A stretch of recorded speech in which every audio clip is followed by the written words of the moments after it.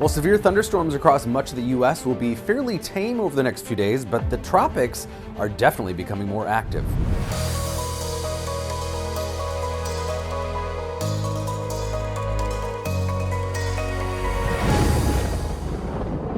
So first to the Atlantic, where we're starting to see definitely some activity really picking up here. It's been pretty quiet lately. August, September, typically the peak of the Atlantic hurricane season. We've talked about before that in an El Nino pattern, that tends to be less activity in the tropical Atlantic because of more shear.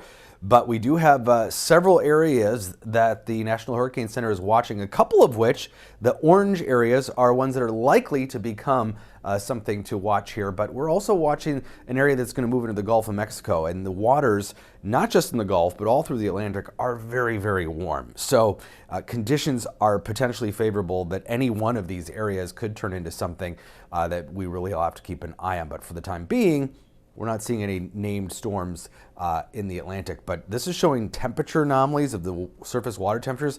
Basically everywhere is hot in the Atlantic, and in particular the Gulf of Mexico, which really can affect storms as they kind of get trapped in there. These temperatures are way above normal. We're talking about 90 to 100 degree water temperatures. That's bath water, of course, and that leads to coral bleaching, but also can lead to supercharged hurricanes. Of course, you probably heard that off the coast of Florida, there was a record set of 101 degree water temperature. So a lot of hot water there. We're gonna have to really keep a close eye on the Gulf of Mexico and the Atlantic, despite being in an El Nino season.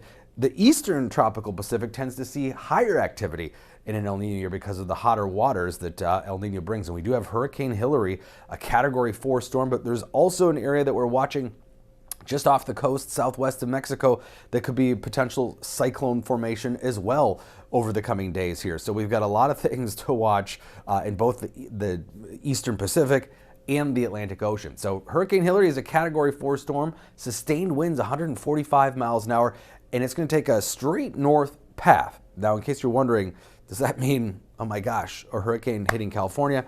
No, very rare that happens, and we'll show you why. This is water temperature anomalies for the Eastern Pacific. Very hot water compared to normal in the Pacific, but that water is cool in terms of actual temperatures. You need water temperatures in the mid-80s or higher to sustain hurricanes, and we've got that, as we typically do, as you head towards the Baja Peninsula and Mexico, and you have that more typical cooler water off the coast of California, even though it is warmer than normal. So as Hilary moves straight north, it will not be a hurricane, but it is going to hit as a pretty potent tropical system that's going to bring a lot of rainfall to the southwest, and of course bring hurricane and tropical storm impacts to the Baja Peninsula here of Mexico. So these are wind speeds along the center of Hilary, and you can see it rapidly weakening as it moves over those colder waters, but that doesn't mean the storm's just going to disappear. It just means that it will weaken and rain itself out here over the southwest over the next few days. And we're talking about the potential for quite a bit of rainfall. Flood watches out, in fact, across the whole southwest. Areas that typically do not see a lot of water this time of year could see quite a bit, especially in some of the desert areas like Death Valley up to Vegas, western Arizona. All these areas are looking at the potential for several inches of rainfall. So here's, as we head through the weekend, you can see that rain starting to spread. This will help feed the normal monsoon season, but then bring actual tropical moisture too. So we're talking 3-4+ inches of rain potentially in Southern California, up through Las Vegas, western Arizona, and again along the entire Baja Peninsula. So this is a lot of rainfall anytime, but especially for this area, especially this time of year. So that's why flooding could be a particular concern with Hurricane Hilary in the southwest U.S. over the weekend.